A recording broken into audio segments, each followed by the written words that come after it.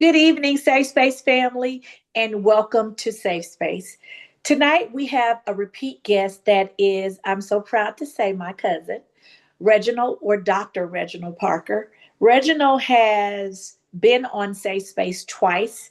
In 2025, he initially came on to discuss investing in yourself, giving the perspective of an African American man that has risen to the ranks of senior executive leadership in a Fortune 500 company, being Walmart, and had very distinguished career in every area of his life. He is a trained consultant. And he came on the second time a month later, backed by popular demand. I must say, people were so interested in his wisdom and the things that he had to talk about with investing in yourself from his perspective, that we had him back. I think the first show was March of 25, and the second one was April, where we're here for a third time.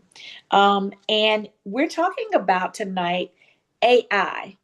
AI is constantly evolving in our lives in ways that many of us that may not have our fingers on the pulse of it, ways that we are not aware of, that will eventually touch and affect your life, day to day, work life, all aspects of your life. It is not going away. It's kind of like back in the early 2000s, late 90s, the internet. You knew it was there. You might have not been engaging with it at that time, but it has become a major part of our existence. So, Reginald is a trained consultant.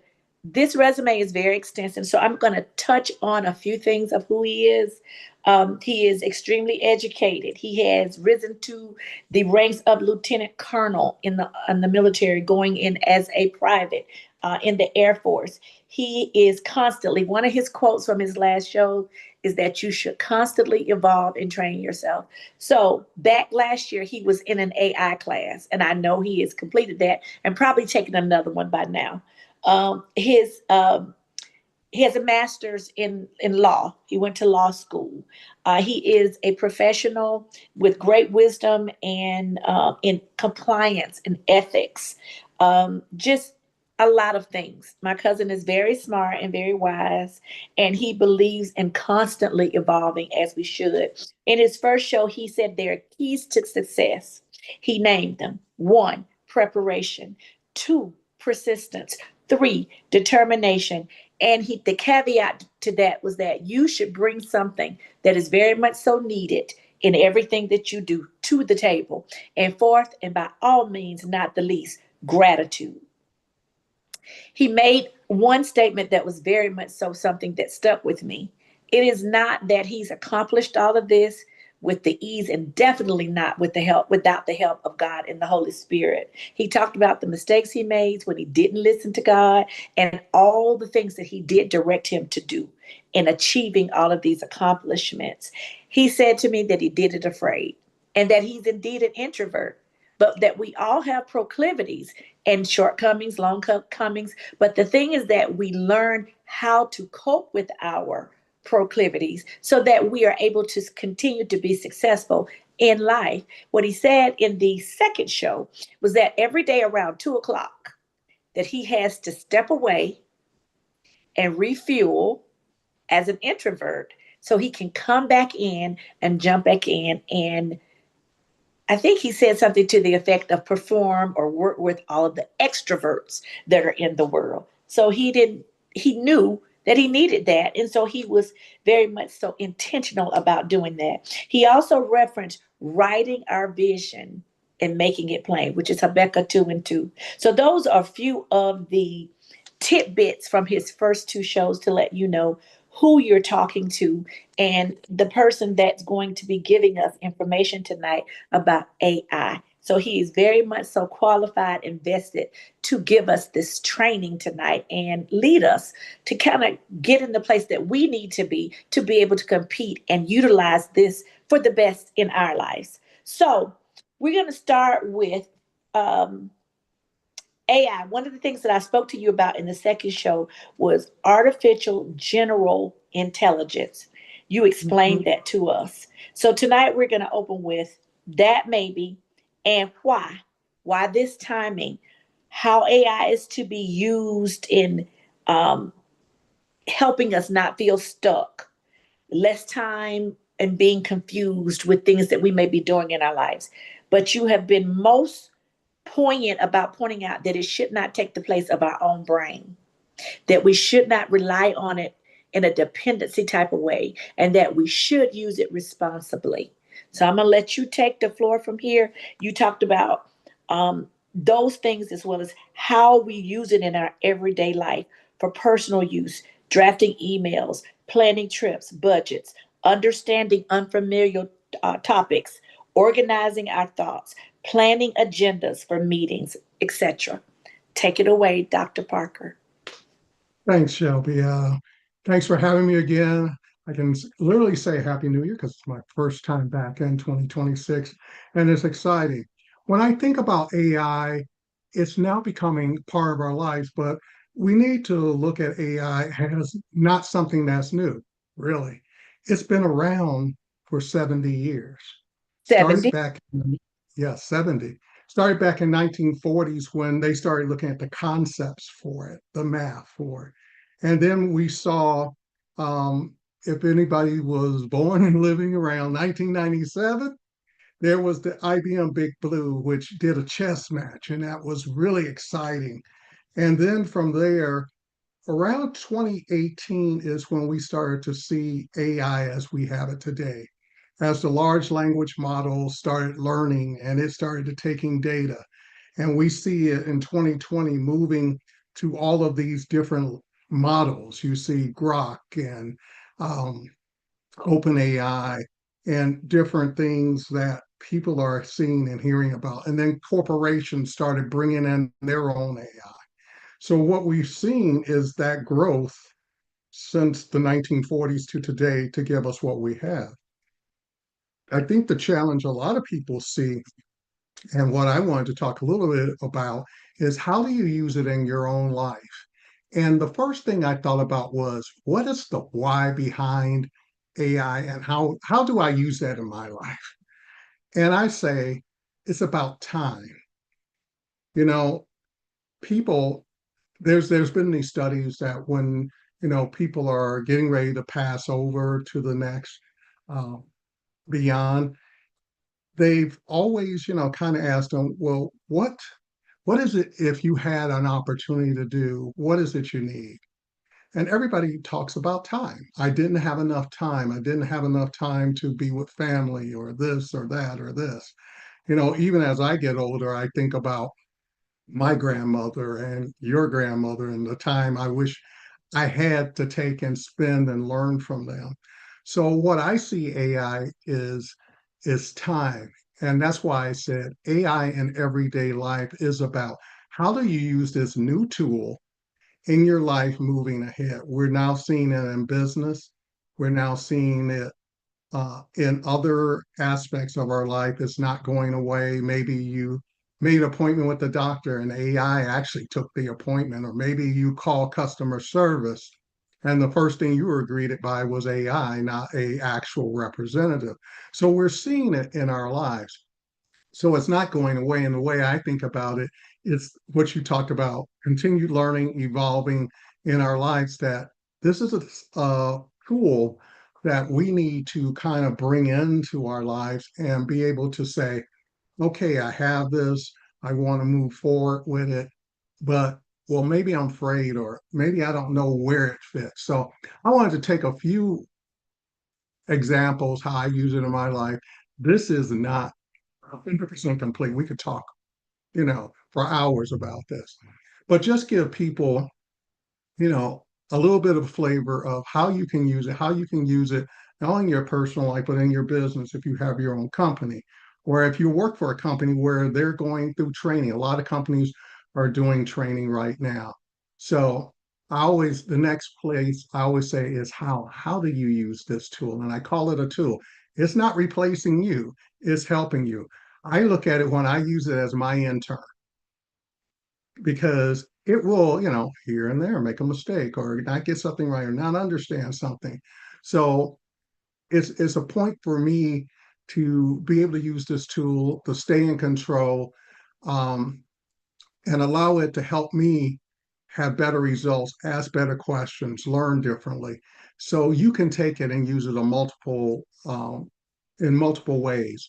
So there's Copilot, which I use to help me prepare for meetings, or I had a presentation this summer at the National Association of Black Compliance and Risk Management Professionals. It helped me prepare the slides. It helped me prepare my talks, and I brought it all together. Why use Copilot? And you'll see I use several different models. One, because I'm not sure which one's the best, but Copilot works with Microsoft. It is Microsoft's AI tool.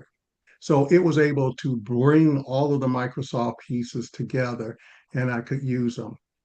Another thing I like about Copilot is every year I do my budget, the thing I hope everybody does, of, figuring out, what you can spend, what you got to save, and invest. And when I got ready to put my budget, normally it takes half a day to do it.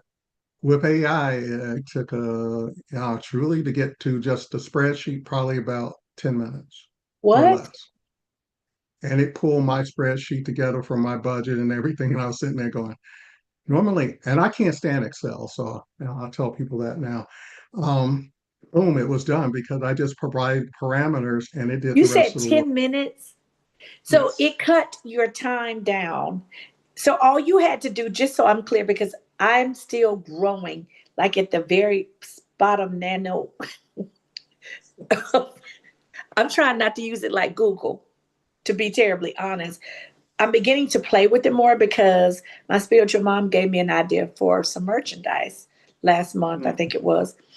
And I didn't know where to begin. So I literally went in Chat GPT, gave it the parameters of what I wanted, and within seconds, it mocked up a prototype for me based on less than 3 sentences I gave it. So I have an idea of how quickly it worked, but that sounds amazing from for a budget. I see here you said AI is a tool, not a decision maker, and you said something a few moments ago that sparked my attention. You said sometimes it makes mistakes. When you say it Mhm. makes mistakes, that warns that we need to be vigilant and double checking and making sure that we are still knowledgeable about what it is that we're dealing with it concerning, so that we don't place so much faith into it that is infallible, that we end up submitting something that is erroneous or really mess up something that's very important that we're a part of. So that's a great point, because that's something I haven't used it enough to know that, but it does make sense that it could make a mistake. But back to what you said it cut your time down. So how did you give it the information for it to formulate your budget within such a short period of time? Yeah, and that's the whole time it took. So way I start out, we call them prompts. So you're going to go in and you're going to prompt it. And my prompts generally start out as act as whatever I want. So in this case was a financial assistant, an advisor, and an expert on Excel. And then I said, I'm preparing my budget for, and I'm paraphrasing here, for 2026, and I have these areas I want to be in the spreadsheet. And here's how I want it done. So basically, I told it what I had last year. Across the top is I had the calendar months. So, January, February, March. And then along the side, and I just took last year's budget and I gave it that information. And I said, can you build me a spreadsheet from there that allow me to see what I might owe. So if my light bill is regularly X, I get the envelope, I plug it in there so I know. And then it really basically tells me for the month, these are my obligations. Here's what I've paid. It has the due date in there. And then when you're doing it, if you do it online like me, it gives you a reference number. So I pop the reference number in. So I have all that information in front of me and I can see my budget and I can see, if I'm over, because I'll have a budget line. If I'm over or under, it'll say, yeah, you're over or under. And then I'll look where the adjustment is. So here we are in the wintertime. it was cold here, like I know it was in Atlanta, so I probably used a little bit more heat. So those things you get to see, but it allows you to do your budget. But what makes it work, and I always tell people when you're starting out, just Google something called prompting and learn how to tell it what you need. And within the middle of it, sometimes you got to make adjustments. The other way to think about AI is it's still learning. A lot of Now, stuff that now let me you let do. me. I'm trying to learn too. So that Okay. goes back to something that we talked about in your second show, which is called the artificial general intellect. Is that what this is?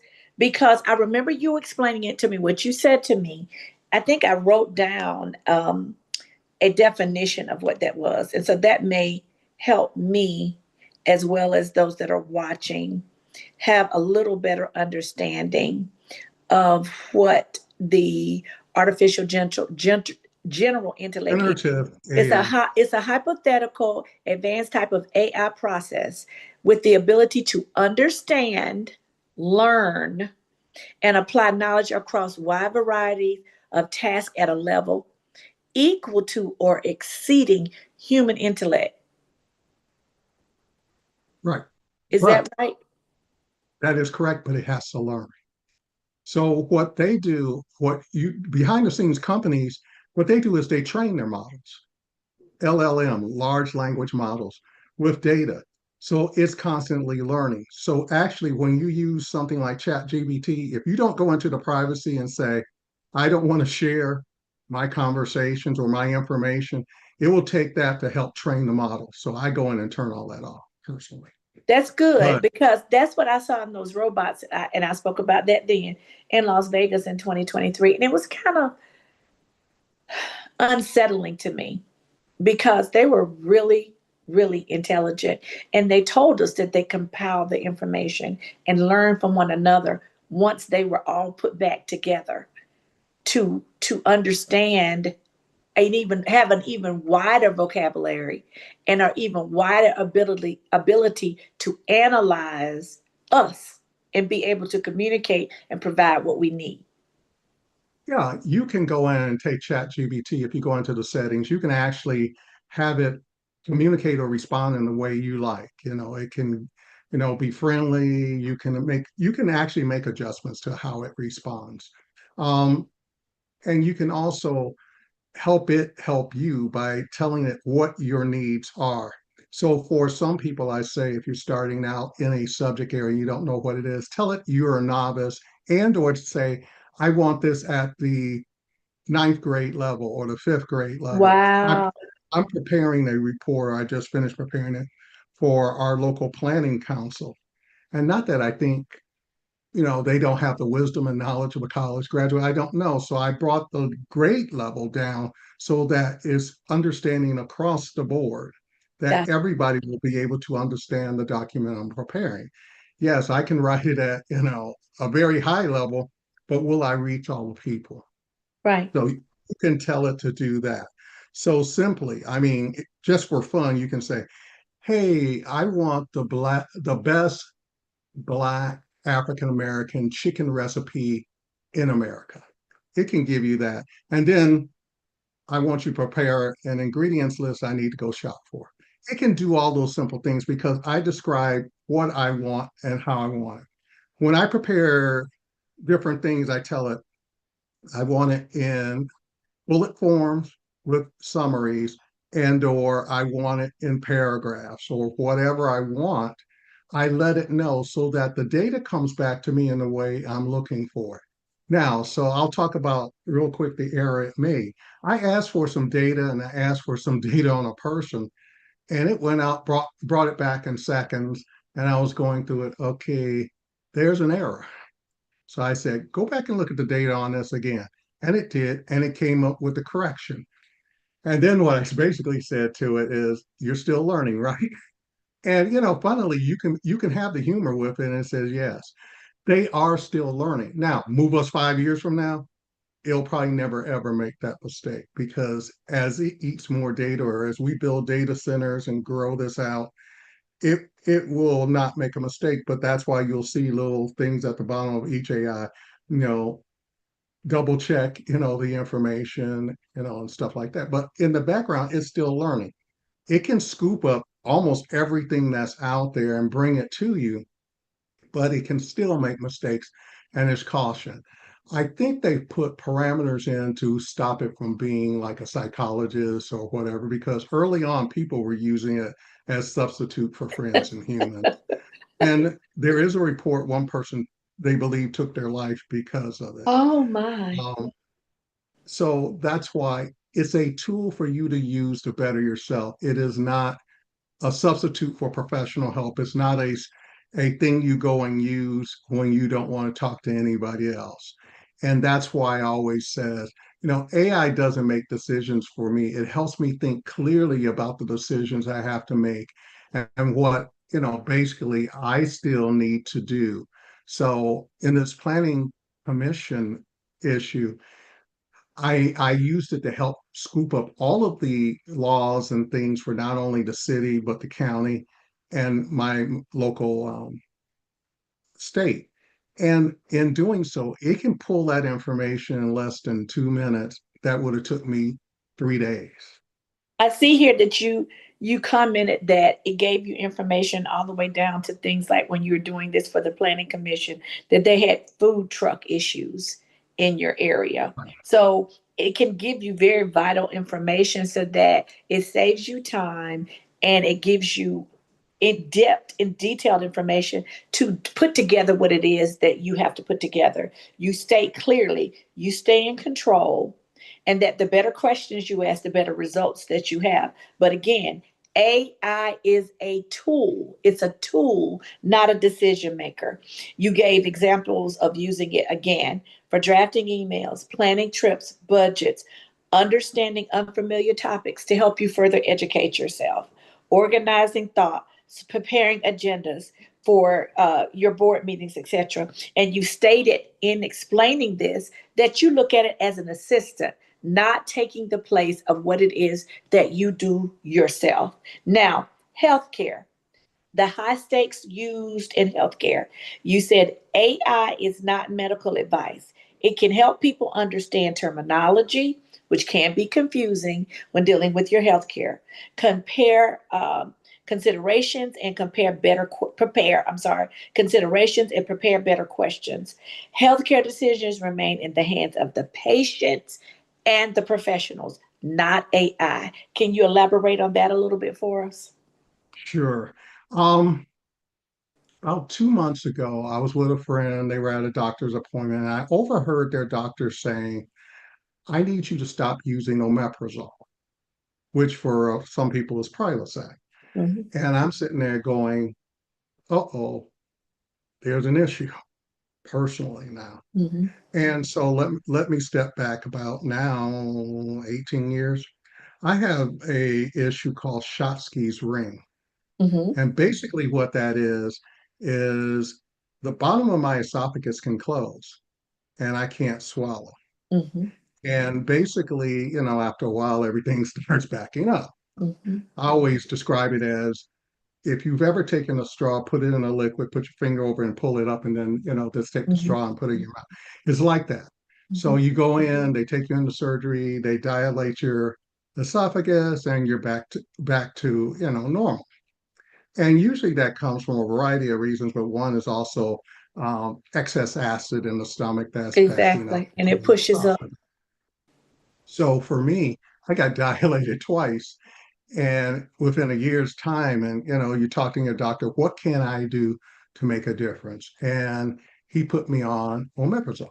And at Mhm, that time it was still Prilosec. And he said, take this and you'll probably take it the rest of your life. So since 2009 I haven't had a problem cruising along until you hear this. So I come home and I'm like, wait a minute, I need that, part of my existence. And so what do? So the first thing I did, I went to AI and again, put in the prompt, act as a, this time, pharmacologist slash nephrologist. right. Tell me about, in layman's language, what this is with Prilosec and kidney disease. Mhm, And it laid it out. And the next thing I said, are there any alternatives? And there's a new medication out there that, has been there. Now, I'll step back again. I helped launch Prilosec OTC when I was at Procter and Gamble. Hmm. I know the history of this drug all the way to, when it was, first on the market. Hmm. So the next thing I want to know, like, when did this change come? When did these warnings come out? And they didn't come out until 2017. So I missed it, and history is a new change. And this is where I always say to people, there's some things your doctor probably should mention, but they don't. He probably should have said, hey, there's been some new evidence around this. We'll need to do these precautions, blah, blah, blah. Never said anything. So that's, doctor, your number one, because I But told him, I sometimes said, they miss it, and sometimes they don't know. I think some are very well informed about the new development of drugs because that's what's so sometimes offsetting about drugs. Sometimes these side effects are not discovered until a drug gets to be a certain age. Like it gets, Prilosec, it might have not have been known from the very beginning or disclosed. Pharmaceutical companies have been known not to disclose everything. I hate to say it, but allegedly, sometimes they don't disclose everything. And sometimes I'm sure they don't know until it happens in people's bodies. And when you begin to see a pattern, of course, you have to warn the public. yeah, and that was the phase 3 study. It basically started warning the public that we're seeing this in the studies, but it took a long time between the time Prilosec was launched in the 1990s till 2017. Hey, there's an issue people need to be aware of. For my doctor, what I did is I made a video appointment, telehealth appointment. I said, I can't wait. I have my annual physical in April. I ain't waiting until April to sit and have this conversation. Right, If it's damaging my kidneys, hey, let's talk about it now. So we did, and we went in and we talked about it. And, first thing, okay, let me look up your labs. Now, thank God, technology today. I looked up the labs before he ever thought about it. It was like right, I was going through and see if they were normal. So, I tell anybody if you can get an electronic health record, make sure you have one because right. there are things you can see ahead of your doctor. Immediately. So yeah, so I went in and looked, at that, and then I said to him, "Why haven't we, basically why we haven't talked about it?" And he said, I heard about it. I'm not that familiar about it, but I think you're in great health, great shape. So it wasn't like number one priority. Okay, got that. Are you familiar with this new drug that came out that has a lesser impact? And he says, honestly, I'm not totally familiar with it. So I said, okay, so let's come up with a plan. Now, to help me through this, what I had done with AI is I said, give me the top 5 questions I should have in my discussion with the doctor. So, and that's what it did. It went through and it gave me questions to ask him. I wasn't walking into this, blindly the way, I used to see in the past. People just go in and say, I got this problem, help me. No, I like brought in my questions and everything. We had a robust discussion about it. Now, whether he liked it or not, I don't know, but I enjoyed it because when I got off the phone, I felt better. Right, So, if nothing else, it did a lot for me right, personally that I felt, okay, what I'm doing, what the medication, how we're planning to monitor it over time, I can still take care of two areas. One, the Schottky's ring and a drug interaction problem or how it reacts with your body. So now those two things are on my radar. And it's something I want to make sure I'm having discussions with each visit with my doctor. And so in essence, what I'm saying to people is it's not giving you medical advice, it's giving you education. right, It's able to give you things that you can walk into your doctor and say, hey, I have this question about this. And it helps you formulate questions and things. It doesn't substitute for them, but it helps you be able to go, okay, now I understand the issue. Let me ask intelligent questions. right, And that way, I'm taking care of my health, but I'm also engaged in my health. The biggest problem sometimes in America is we disengage in our health. Whatever the doctor throws across the counter, we catch it and run with it. And it's not always one size fits all. I've experienced that in my own healthcare and with my mom's. When you are prepared with intelligent questions and you're observant to yourself or to someone that you're caregiving for, and you make doctors aware, and you're blessed to not be dealing with a doctor that has a complex about that, because some do, which is behooving to me, because it should be a partnership and they're practicing medicine, and every patient is not a one size fit all. So I love doctors that you can go in, as you said here, AI didn't tell you what to do, but it helped you prepare. When you go in better prepared, you have these conversations, you enlighten them with things that are going on with you individually that may not fit the mold of the studies from this drug or how it's supposed to even be administered or dosed to you. It may need tweaking. I love those doctors that take that information and you all have a partnership and you can come up as with a plan, as you said, that fits you. Because so Exactly. often it is not a one size fit all, even with the recommended dosing for these drugs. It may not be what works for you. And so when you can have an educated conversation, which this enabled and assist you to do, you come out with a better result for yourself when you Right. partner with the Correct. right doctors. And it'll do this too, from what I'm seeing that it did for you. If you're not able to do that in your own bandwidth, you can always use help from something like this. It can expose if you need to switch doctors. If someone is not actively participating with you in a partnership to help you individually, it's time to move on.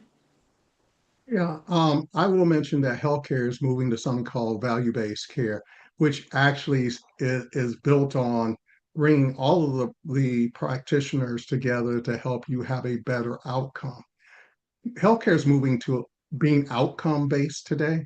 Hmm. And when I say that, it's a good thing, It is. because before it was just, hey, I'm going to treat you, go take this test, go over here and take this.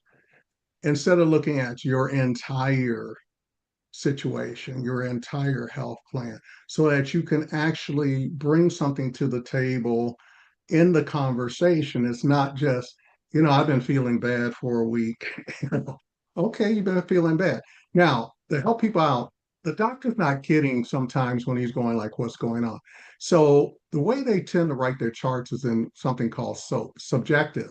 Hmm. What did the patient walk in complaining about? Objective, that's when he's sitting there asking you questions and Hmm. everything. Hmm.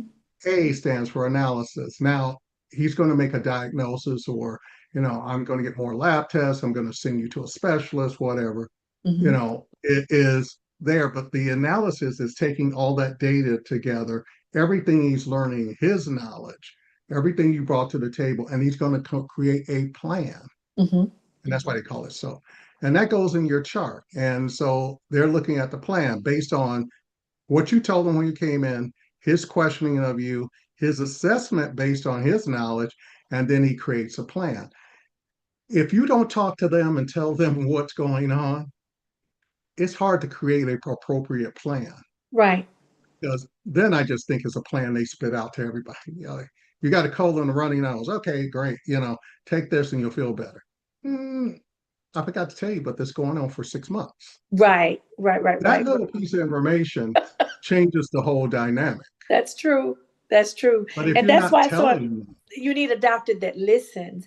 And I see how this AI is useful to assist you, not only then to be able to articulate what's going on with you, but to be able to have an active conversation with the doctor. Because I've been in situations where I articulate my symptoms. They are developing a plan after asking questions, but then maybe a question that I might ask them jogs their mind to maybe deviate into another direction with the plan, because the question jogs me maybe to offer another piece of information, maybe that I forgot or didn't see as a symptom, or prompts them to ask me another question that brings us to another place. And I think it's just so important. So that is a great use of AI in our everyday life. You add at the bottom again, AI didn't tell you what to do in your doctor's visit and speaking to him about this drug, but it helped you be better prepared. It gave you questions. It led you in a way that would allow you to speak to him so you all could formulate a better plan for you and not a one size fit all type situation. The Right. next thing that you said that you wanted us to talk about tonight was values and wisdom. How Bible study uses AI to keep your growth in faith and wisdom. Thank God for the tools that helps us to have a closer walk with Him. AI supports understanding. It doesn't define meaning. Wisdom still requires reflection, humility, and human judgment. That's good. Wisdom still requires reflection, humility, and human judgment. Please enlighten us with this because this is an area as to how to study the Bible. I don't know if I would have thought of AI in this realm. Yeah. So first, just my background. I went to a Catholic college, Jesuit Loyola University of Chicago. I've taken courses in study of the Old Testament, study of the New Testament. I've read through the Bible twice. I've taken philosophy of religion. So I have a pretty deep, if you want to say from college background, but I still know I need to study the word. And I tell everybody, you kind of look at this and you go like, okay, yeah, I've been in church since I was 9, be in church to 90. If you go 2 hours, a Sunday out of 40 Sundays, you'll be in church studying the Bible longer than you did for your degree. And the Bible's roughly 1,100, 1,200 pages, depending on the Bible. So, what I needed to do was now take all that vast learning and start to narrow it down to lessons and things that I can incorporate in my life. And the first way I started using AI is on Sundays. I listen to a lot of pastors and they'll give their scripture and then they'll run away to something else. So, first thing I realized I needed is how do I take that scripture and put it in context? Not what they're using. So, I've seen I've seen preachers to pull out a scripture or a text and utilize that for a different subject. So, if they're talking about love or whatever. But if you take it out of the context it was given, you still haven't learned anything. So what I use I said, you know, you can act as either a theologian or religious expert, whatever it is. I'm interested in this particular scripture. And what I found, just without any other prompting, it would give me the whole context. And it'll say, Jesus was talking about this in Matthew, blah, blah, blah, blah. And then it allowed me to dig deeper. Or it'll ask a question, do you want more? Do you want information on the subject or on this book of Matthew or whatever I'm looking at. And it became what I realized it rapidly became a quick Bible study in just asking it about that one particular verse or the scriptures it's using. And to me, sometimes I'm thinking to myself, Pastor says this gets better. You guys need to like the Sunday before give me your scripture. So by the time we get to church, I'm primed, I'm ready. I understand what you're going to preach about instead of just popping in. That's why I like pastors who do series. And if you give me the series, like, hey, I'll prepare myself. But what I was also doing, I talked to you a little bit before the show. I've also realized there's a lot of things I don't understand in the world. And God gave us an interesting tool. I see AI, I see computers and stuff as tools. I've heard some pastors and, yeah, that's, the work of the devil, or I've heard other people, you may not want to trust it. Now, the ones who say you may not want to trust it, I always go, they write books. I wonder if there's competition there. But it's a tool you can use. And then one of them finally came back and said, hey, I'm going to preach some sermons on how to use the tool. So it's like people are evolving. Everybody's at a different stage, but we've always been fearful of new things. And we push back on them saying, is from the devil. I'm sure back when cars first came around, everything was from the devil. This thing, like, goes and there's no horse, and what's that? Now today we can't do without our cars. So as things evolve, as we learn it, we learn how to use that tool. And for me, I was reflecting on back on Moses bringing the children out of Egypt. And there were different points within that journey. The Bible talks about they wanted to go back. Moses, you brought us out here to die. No, you kind of went to freedom. I thought that was what the journey was. But when people get scared or fearful, they want to go back to the known. Hmm. Now, I knew in Egypt, and I knew what we were going to get fed. I knew this, that, and the other. Right. So I started to look at the US and how we're fractured. And there are groups of people who want to return to the past. Don't And they? I'm sitting here going, yeah, but I don't think we need to return to the past. I'm pretty No, cool with, what we have today, my ability to, to get a home, a job, this, that, and the other. that's right. Nah, I don't want to go back to the past. So I was wondering, like, well, what does God think about freedom? So basically, again, I set up a prompt and I said, I want to, again, I started act as a pastor or a Bible theologian, Hmm. and I want you to only use information that has been previously and well documented, Right. nothing from X or TikTok or anything. Then I want you to do two other things. I want you to cross reference everything you talk about and basically um, provide Bible commentary. So Right. that I currently, before that, I was using the Bible Hub. And if you've ever been to Bible Hub, I don't care what you look at, it has a lot of stuff. I started using the prompt to tailor it to me. And as I tailored the subject on freedom, I said, I also want this for um, 30 days. Hmm. So when I look at it as something, I do my meditation and Bible study in the morning, usually a lot, some time there.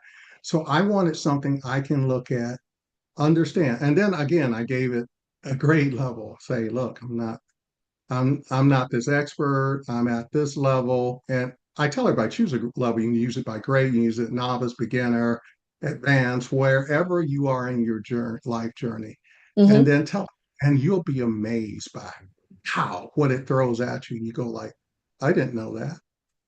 And then it brings up things that you didn't even realize, especially as it started to cross reference Right. of things in the Bible. And each day was really cool. It gives you a subject each day that it created. We're going to learn this, and we're going to learn that on day 10, and we're going to learn this on day 11.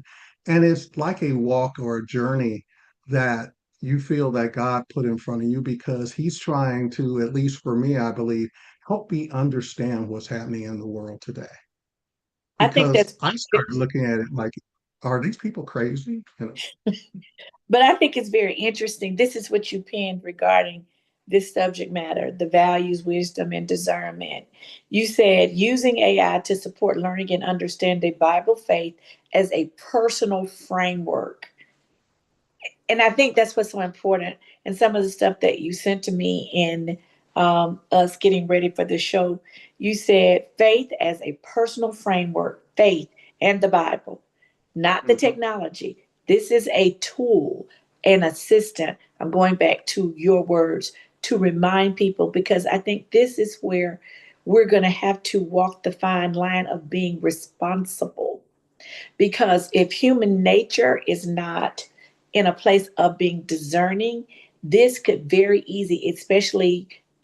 especially as it evolves, move over into taking more of the human responsibility than it should. You said not a requirement. This is not a requirement in this role of values and setting boundaries with technology. Human judgment, people of God, human judgment remains central. And every topic that he's spoken about today, everyday life, personal use, doing budgets, doing his setup for his planning for his zoning meeting, his preparing for his board meeting, his health care, and values and wisdom and discernment that he's talking about now. The core takeaway is AI should strengthen human agency, not replace it. Again, AI should strengthen human agency, not replace it. Technology works best when people stay intentional, keeping it in its place, not allowing it to take our place. And Right. because it is so easy, he said earlier that it took 10 minutes to do something that it took him a half a day to do historically. So it's very easy to get into a place, if you're not careful, of dependency, of procrastination, because you know you have this ability at your fingertips. He pinned integration, what it means. AI is most helpful when it helps us think better, not when it thinks for us. These are very serious tidbits, quotes that we have to stay mindful of as we learn more about AI. I see recommendations of classes, getting certificates, it being a requirement now. And you said it on your second show, I think back in April, that if you had two people that you were hiring that were very much so equipped to do the Mhm. job, you're in one had AI experience or knowledge and the other one didn't, that would tip the scale for you. And I think Right. that's becoming a situation in a lot of realms that we live in. So we have a few more moments, and I wanted to touch on a few of the things that you brought to mind here. You said, should I trust AI? Um, Yeah. if I said I trust it, how would I use it carefully? How could it be helpful? Does it help? Uh, it doesn't have the judgment of values people do. Is it going to replace jobs in the future? We'll start just with those three tidbits. Okay. Should you trust it? AI, as it evolves, as it learns, it doesn't yet have quote unquote consciousness. What it can do is take a large volume of information and analyze it. What it can't do yet is have vision. So it can't tell me what's going to happen 10 years from now. It may suggest, well, you should look at this, look at that. But if you have a vision, if you understand it, as you look forward, you will see it. Those are some of the ideas that it can accomplish. And I don't know if it'll ever accomplish it. If it will be able to take as a entity or, a I look at it as a technology entity, can it at any time come in and supersede our knowledge, our vision, the values, the ability to be human, to feel? Because I think it works kind of coldly, if you wanted to say that. It's not taking in the human condition. Well, And it's not sometimes, human. It's not human. And that's an area that, for me personally, I'm greatly concerned with, because I don't want the day to come that this takes the place of human intuition being led by the Holy Spirit. It's it's not a human. So I believe no matter how great technology is, that there always will be a need for people operating in the realm of the plan that God has given us. So that is my major concern as this evolves, and particularly how it's used intentionally.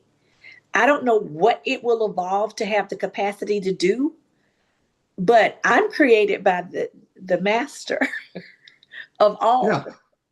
And even though he gives us the ability for this technology, it's not created like me. Even though I right, get sleepy, I get tired, I forget, I age, all of that. And I know these are not things that this technology has to deal with.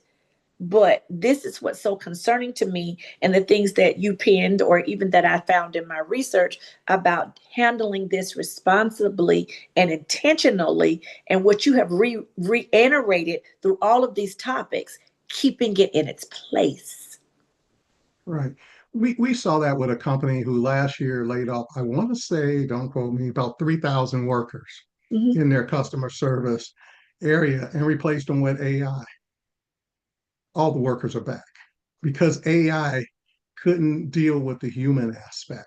Hmm. Same way we saw at a couple of restaurants at McDonald's, I think a Jack in the Box and a couple other places in the drive-through window. Hmm. It kept getting orders wrong. Hmm. And there's some videos out there of that. It has not, nor will I ever think it'll have the human capacity that we have of feeling of that emotion. It can only take the data, analyze it, and pull together. I mean, one time can get behind how it does that and stuff like that, but that's all it has. It can very, sufficiently pull that data together and speculate on what's next or what can happen, or it can pull information together and pull it for you to help you make better decisions. But I think just that one company where, yeah, we're going to replace all these people. Now all the people are back. Um, it just can't do it. And I think early companies who, reacted with AI, they just thought AI was going to do everything under the sun. And now they see the limitations. Will it get better? Yes. Will it replace? I saw somebody was quoting today replacing 300 million jobs, and I was scratching my head because the person had a PhD, but there's only like 330 million people in the US. So like 300 jobs. What are you talking about here? It can't replace babies. Okay. Elderly. I mean, like so, once I see that, I start discounting, what you're saying. But yeah, companies are going back and looking at those different things. Has it changed the job community? Yes. There are going to be things AI can do faster than having six people do it. Hmm. Things that there is a report there, a consulting firm out there. Generally, to do this one report, use 6 months and 20, 30 people. Hmm. AI did it in, I hate to say, like 6 hours, boom. And here's the report. It can do that for you. That's why I said in the beginning, it saves time. But you've got to look at it. Things will be automated. I use AI for my email for the drafts and the responses now because I can see both. Hey, yeah, respond to this. And then I look at it and go, hey, you did pretty good. But what I also try to do with my AI responses as I go to sign off, thanks, you got all this right, great day, because I know I'm helping it learn. I'm Right. one of those people who's feeding into the learning and helping it understand. So I But might make a couple. you're giving it a human touch. And because it absorbs, learns, analyzes, it'll begin to communicate in your emails like that. Is that correct?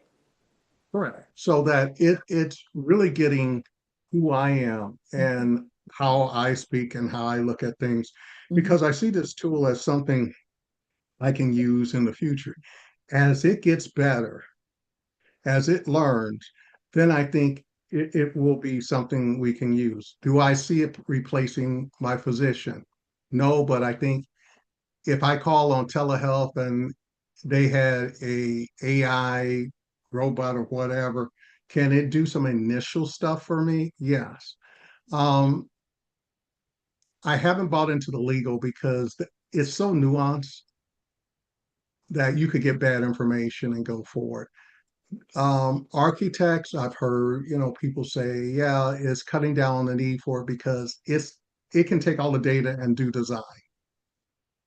But again, it's going to be those little nuances where you still need an architect to look at, what is design and how it's used. How is it used for people? Because it doesn't think either way, whether it's people or whatever. It just gives you the information. It gives you the design. I think if you go on to Grok, which is connected with X, um, it has a big thing about photos and what you can do with photos, and you can add people, subtract people. Um, there are a whole bunch of uses for it, but as you use it in your everyday life, regardless of, if you can make your pictures look better or whatever, you can use it as a tool to better you as a human being. Right. to help you learn what's going on and understand what's happening.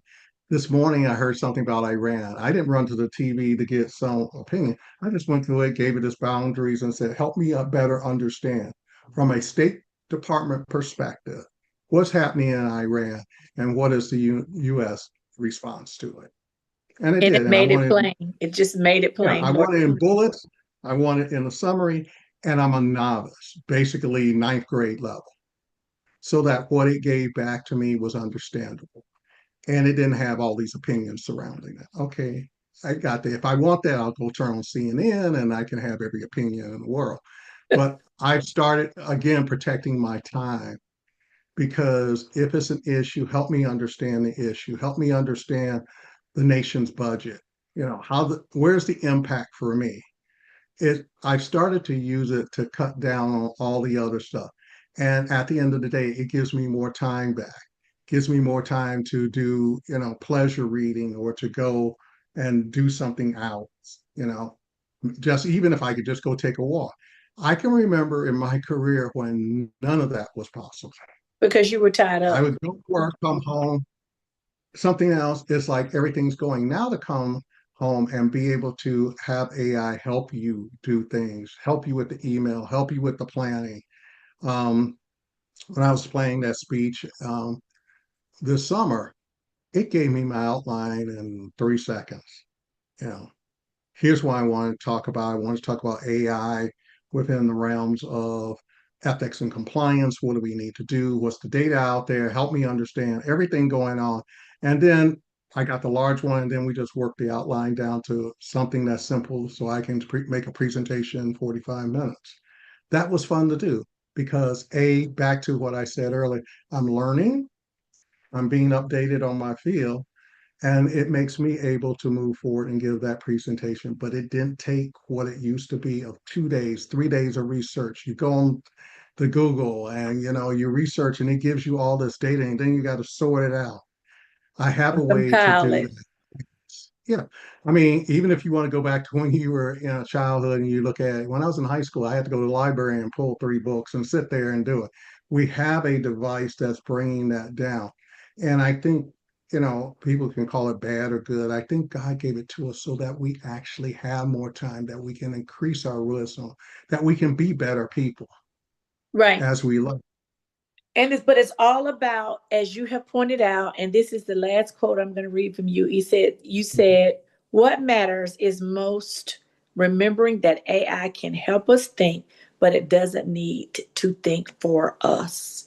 So what you have basically said, whether you applied in your everyday life of planning in your personal use, something as simple as emails, your vacation, organizing your thoughts for a board meeting, helping you prepare your outline for your presentation, health questions in your health life, values and wisdom, and how you narrow down or save some time in your Bible study, and all of the information you're trying to compile.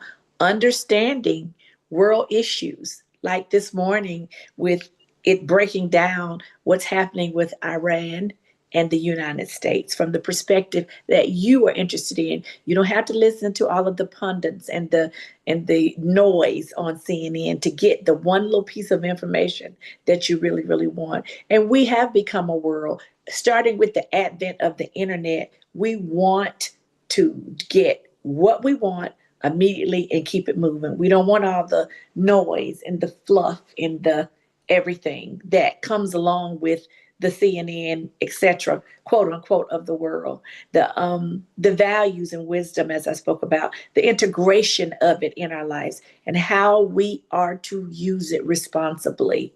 He has continuously said AI is most helpful when it helps us be better, think better, not think for us. So I think the key that I am pulling away from this is first is the education of what you've taught us in the ways that we can use it in the areas of our lives in our everyday life. But first and foremost to be responsible in our use of AI, in our personal usage of it, and Mhm. to be prayerful that the powers that be, as it evolves, are responsible with this technology that we have been gifted. Um, as the internet has evolved. We know that it has been a large part or being assistance in faceless crimes. Our identities have been compromised far more than they were before the internet, and of all the things that are possible to steal our information and the safeties that we have to put in place. We have to do the same with this. This is just another level of moving us toward maybe spending time more with our family, quality time, getting things done quicker. As you began this podcast tonight, you talked about the time that you wish you had with your grandmother or my grandmother, which was your aunt. Those times that you might have been able to get away from work in the formative years of your career, and maybe you could have gotten down to Alabama to see them more often if you had not been tied up trying to build your future. And certainly with this tool, it would have saved you some time. And we become more cognizant of the importance of our time and how we spend our time with our families and everything. Like you said, take a walk, read a book for pleasure or for additional education, but it's not something we're doing that's a part of our work. So I get everything that you're saying. First, and in ending tonight, I want to say thank you so very much for enlightening us and giving us this time and giving us a base, a strong foundation of how we should look at using AI in our day to day lives in different areas of our lives, which truly helped me. And I know it will my audience. Is there anything you'd like to say in closing? Just two nuggets. One, everybody should take a class, whether you do it at your local community college, online. There are plenty of basic AI classes, getting to know it, learning how to prompt, and then just remembering it's a tool. Don't go out and put all your information into AI. Even when I do scenarios, I'll say, help me plan my financial future. And I'll just make up numbers. I don't give it to me, but it gives me the plan with some working numbers. So, I mean, don't go out there and put everything you own into AI. I will say AI hasn't been restricted from being, grabbed by the police. They can still get a warrant and get all your information and data and everything. And there's still the dark web where people are out there every day trying to get your information. So be cautious around that, but it's a great tool. I've been really enjoyed it. Thanks for inviting me to talk about something I think is going to be more and more part of our lives. And as people begin to use it, begin to trust it, understand how they can do it, I think they're going to have a better life, be able to work with their kids because kids are using it in school now. If your kid's not using it, they will be college. And we just see this as a tool that's, here for us to be better humans, to be better Christians. And as we learn to use it, um, I think it will be a better world. That's awesome. If you all need to reach Reginald for business purposes, he has a consulting company. He is an expert, as I alluded to, in many things, in compliance, in ethics.